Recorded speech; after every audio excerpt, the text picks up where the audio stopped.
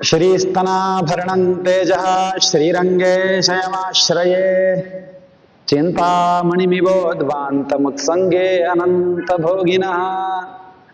देवांग जी का यह प्रश्न है कि भगवान ने गीता में एक जगह कहा है कि नादत्ते कस्यचित् पापम न चैव सुकृतं विभुः अज्ञानेनावृतं ज्ञानम तेन मुह्यन्ति जन्तवः।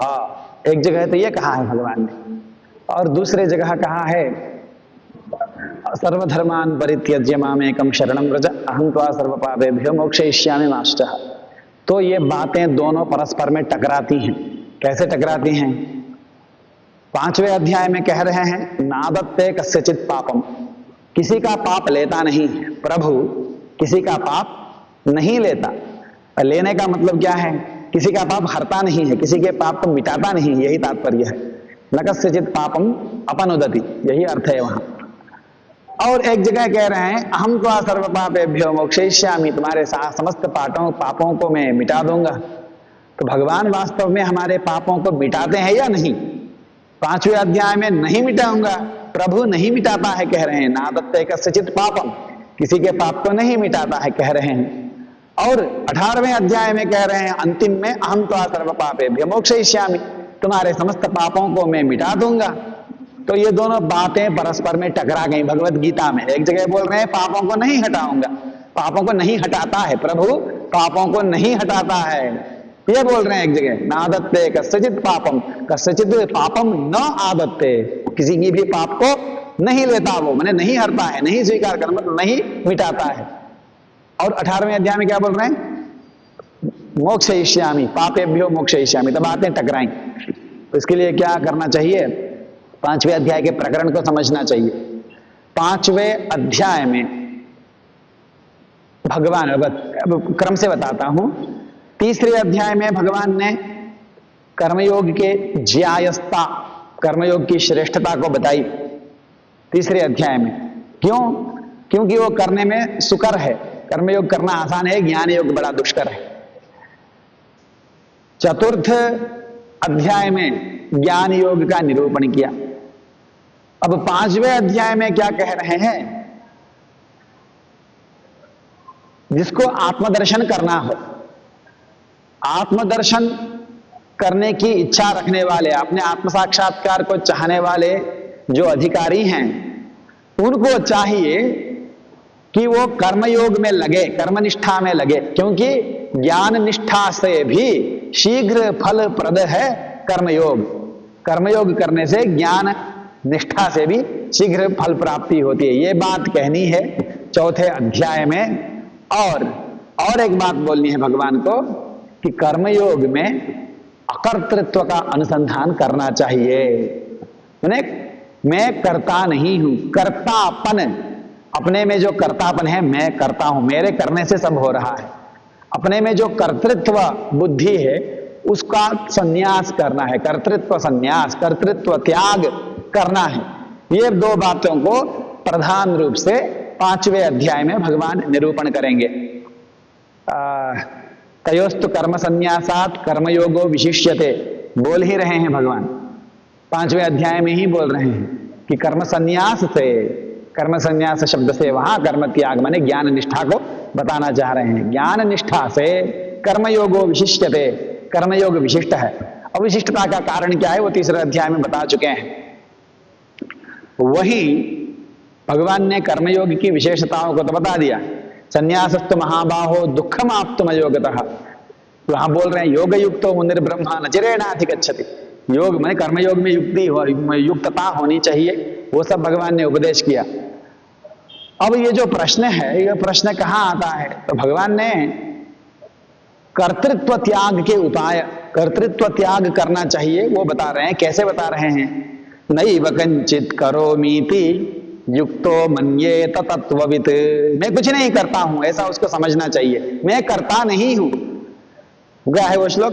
नैव किंचित करोमीति युक्तो मन्येत तत्त्ववित् प्रलपन विसृजन गृह्णन उन्मिषन् पश्यन् शृण्वन् स्पृशन् जिघ्रन् गच्छन् स्वपन् श्वसन्, उन्मिषन् निमिषन् गृह्णन है कुछ वहां। इंद्रियाणि इंद्रियार्थेषु वर्तन्ते इति धारयन्। इंद्रियाणि इंद्रियार्थेषु वर्तन्ते, तो कर्तृत्व का त्याग कहां करे ये बता दिया भगवान ने। अब कहां करेगा कर्तृत्व का त्याग? अब यहां पर ब्रह्मण्याधाय कर्माणि बोले हैं भगवान। ब्रह्म में सारे कर्तृपना को, कर्मों को, सारे कर्म जितने भी हो रहे हैं उसके आश्रय कौन है, इस कर्मों का कर्ता कौन है? तो बोल रहे हैं ब्रह्मणी। तो ब्रह्म में कर्मों का आधान कर दो। वहां ब्रह्म शब्द का अर्थ वहां पर प्रकृति है। ब्रह्म शब्द का अर्थ परब्रह्म नहीं है, वहां कौन है? प्रकृति। क्योंकि वहां पर भगवान ने कर्तृत्व का संन्यास प्रकृति में सिखा रहे हैं, और प्रकृति क्या है? तो देह ही है। तो उस प्रकरण में यह श्लोक आया है। तो वहां भगवान बोल रहे हैं नैव किंचित करोमीति, उसके बाद अथ देहाकारेण परिणतायाम प्रकृतौ कर्तृत्व संन्यासम आह। कर्तृत्व का संन्यास कहां बोल रहे हैं भगवान?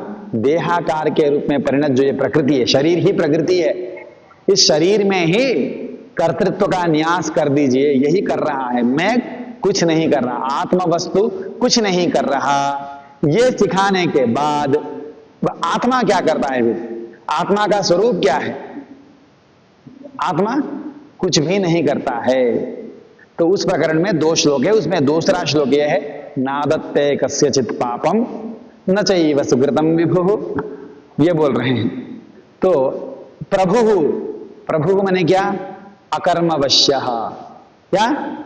अकर्मवश्यः माने कर्मों के वशीभूत जो नहीं रहता है जीवात्मा का स्वरूप, वह कस्यचित् पापम न आदत्ते, किसी का भी पाप शब्द के द्वारा, वहां भाष्यानुसार पाप शब्द पाप के कार्य सुख को कहता है, पाप के कार्य दुख को कहता है, और सुकृत शब्द, पुण्य शब्द, पुण्य के फल सुख को बोलता है। तो किसी को भी वह न तो किसी के सुख को हटाता है, न तो किसी के दुख को हटाता है।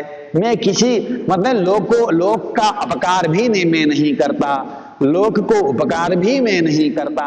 करने वाला सब यह गुण ही है, यह प्रकृति ही है, ऐसा अनुसंधान करके अपने आप को नैव किंचित करोमि, अकर्ता के रूप में अनुसंधान करें। तो 5वें अध्याय में जो भगवान ने कहा है नादत्ते कस्यचित् पापम, वहां कर्ता कौन है? ईश्वर नहीं है। वहां कर्ता कौन है?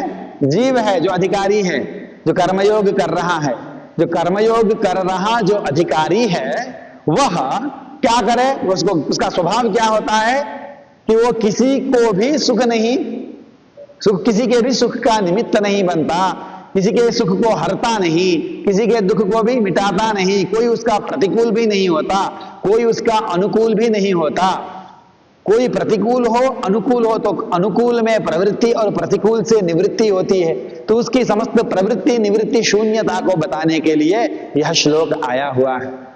और जो सर्वधर्मान श्लोक है वहां भगवान ने अपने आप को बोल रहे हैं मैं समस्त अपने भक्तों के, अपने शरणागतों के समस्त पापों को मिटा दूंगा। तो उस श्लोक का तो जो अर्थ है वो है ही, वहां तो कोई कंफ्यूजन नहीं है। कंफ्यूजन इसी श्लोक में है, नादत्ते कस्यचित् पापम, इस श्लोक में। वहां पर पाप शब्द का अर्थ दुख है, सुकृत शब्द का अर्थ सुख है। वो अनुकूल के विषय में, अनुकूलों को सुख मिले, अनुकूलों